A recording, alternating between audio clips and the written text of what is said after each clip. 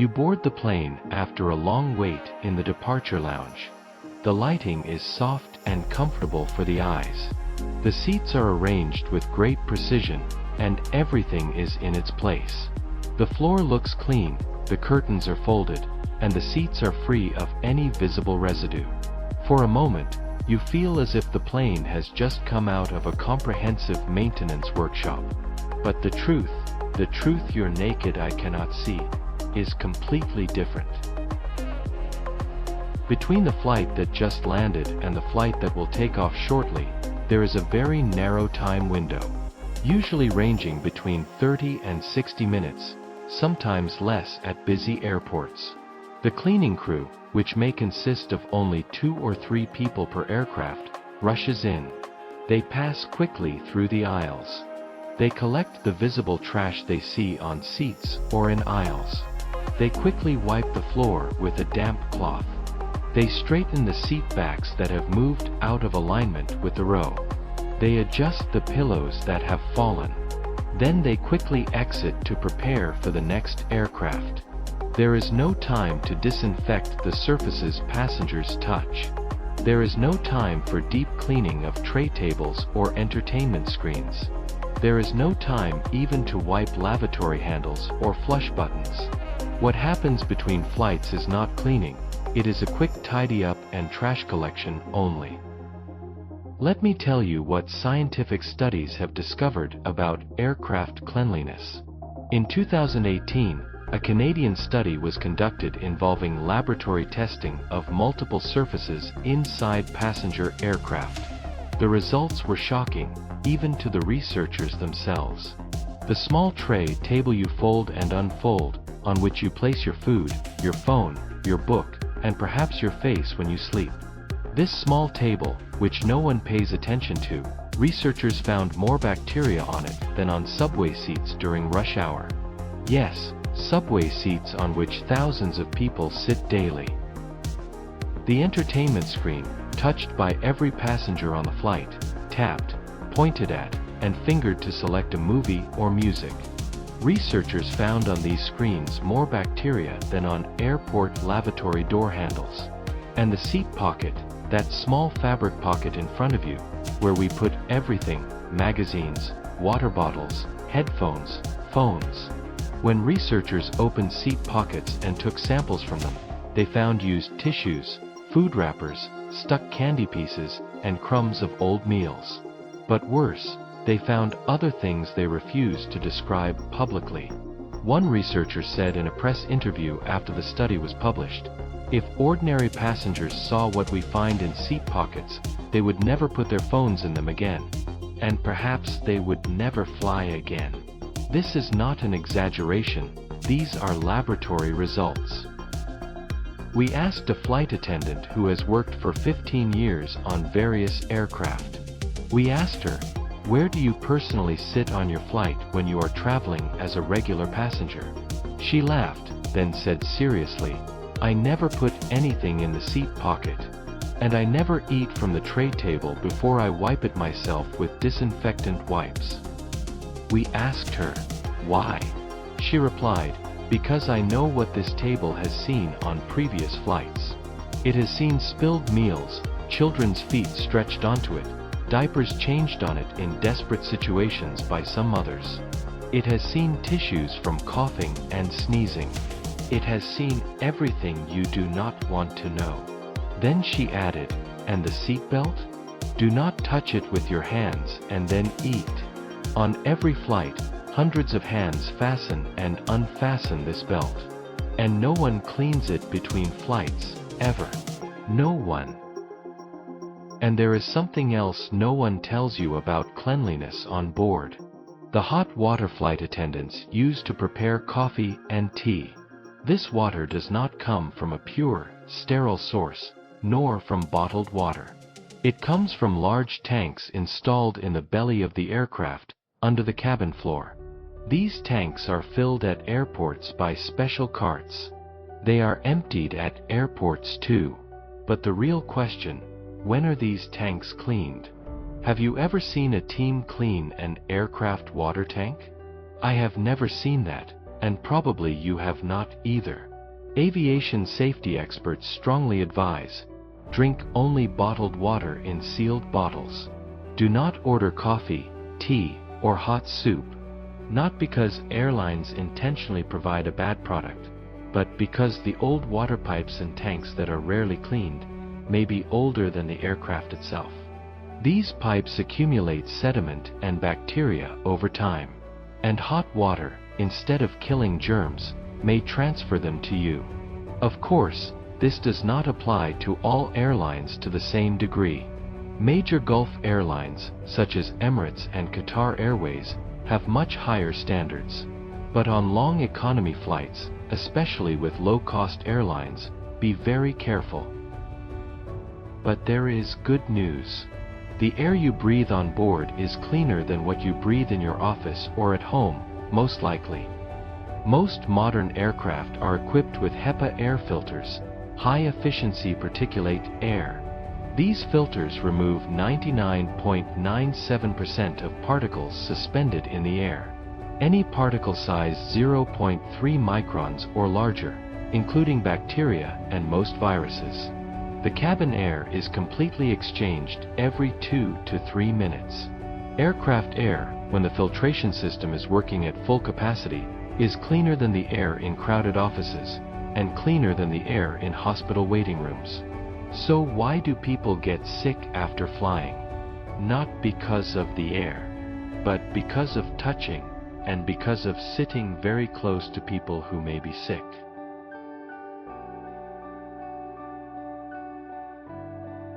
The real danger is not what you breathe from the recycled air. The real danger is the surfaces you touch with your hands, then touch your eyes, nose, or mouth with. Tables, touch screens, lavatory handles, flush buttons, seat belts, lavatory door handles. These are the real vectors of germs on board. The solution, and the solution is so simple it is almost ridiculous, lies in small disinfectant wipes. The smart traveler, as soon as he sits in his seat, before putting his bag away or taking off his coat, does the following. He takes out a pack of ready-made disinfectant wipes from his small carry-on bag. He wipes the entire tray table with this wipe, the top surface and the sides. He wipes the entertainment screen, where he will look and touch for hours. He wipes the left and right armrests, touched by everyone who sat in this seat before him. He wipes the seat belt buckle and metal clasp. He wipes the window shade if he is by a window. He even wipes the call button and the magazine pocket in front of him. All this takes less than 1 minute. Only 1 minute separates a surface covered in germs from hundreds of previous passengers, and a surface that is clean and disinfected to a large extent. Then he throws the wipe in the trash and begins his journey in peace. This simple habit has changed the lives of countless travelers. And there are other similar habits. Never touch the lavatory flush button with your bare fingertip. Use a paper tissue, or the edge of your shirt, or hand sanitizer, then touch the button. This button is one of the most contaminated surfaces on the entire aircraft. It is touched by hundreds of passengers every day, all of whom leave the lavatory having possibly not washed their hands well. Avoid wearing shorts on the plane, especially on long flights. Aircraft seats are not cleaned between flights.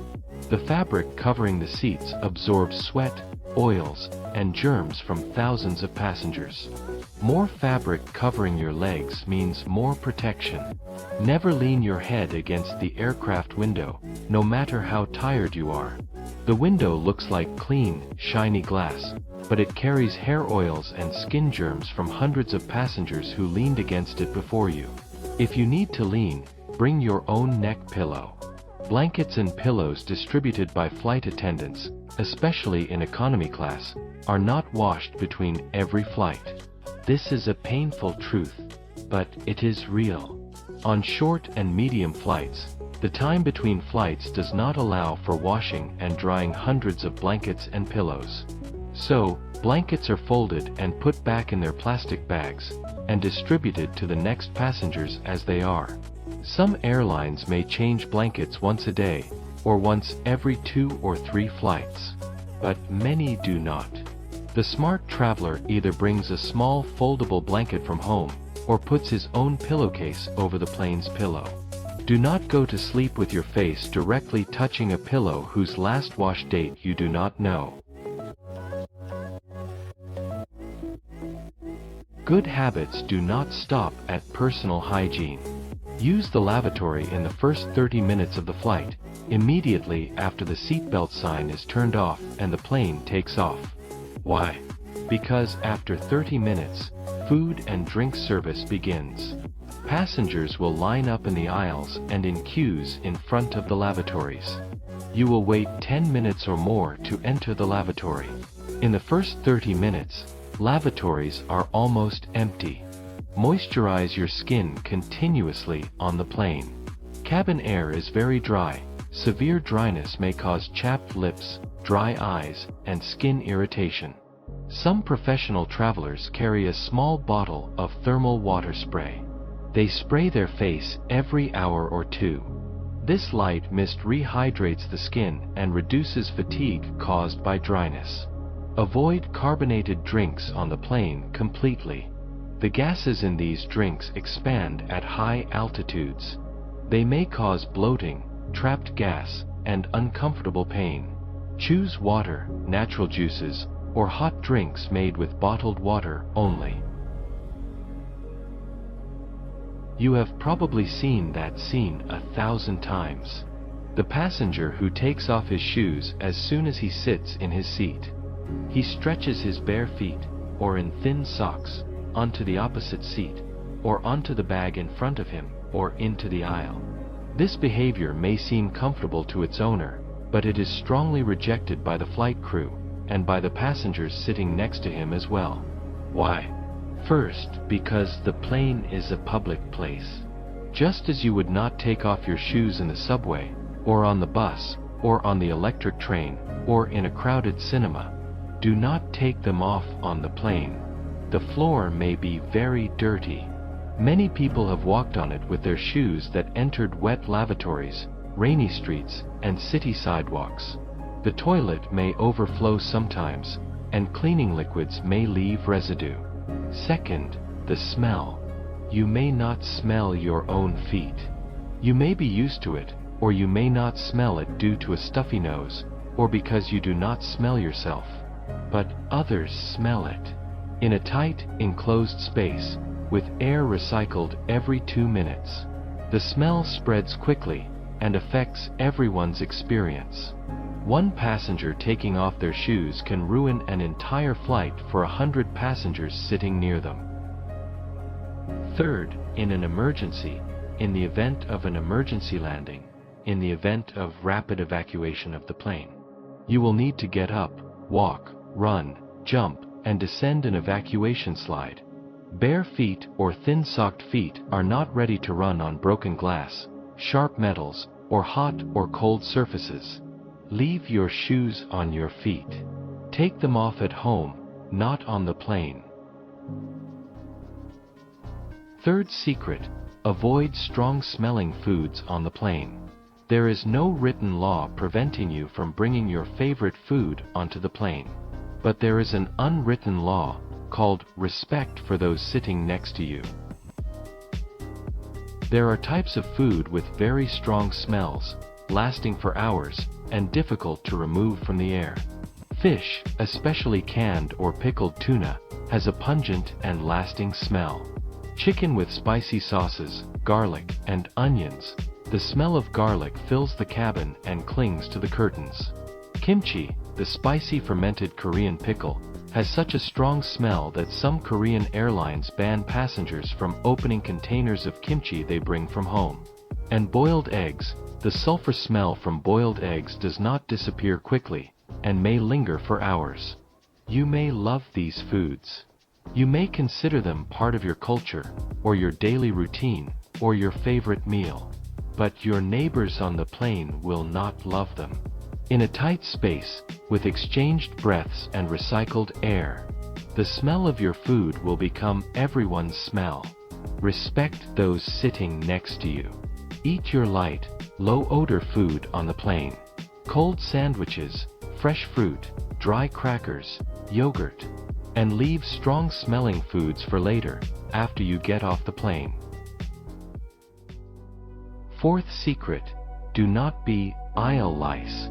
This is a very annoying phenomenon, and it has a name in the aviation world. Imagine the scene. The plane lands and stops safely at the gate. The aircraft doors have not opened yet, the first passenger has not gotten off yet, no one has been allowed to stand up from their seat. But, as soon as the plane stops, before the seatbelt sign is turned off, some passengers immediately stand up from their seats, as if a fire has been lit under them. They gather in the narrow aisle, crowd together, press on those in front of them, push their bags over others' heads. They stand bent over, because the aircraft ceiling is low, and they breathe down each other's necks. No one knows why they do this. They will not get off faster. They will not reach the baggage hall before others. The plane will not do anything until the doors open, until passengers start leaving row by row. They will stand there for 5 minutes, 7 minutes, 10 minutes, standing in a narrow aisle, tired, anxious, groaning from the standing and back pain. This bad habit, which makes getting off the plane a stressful, tense, and unnecessary experience. Its name is aisle lice.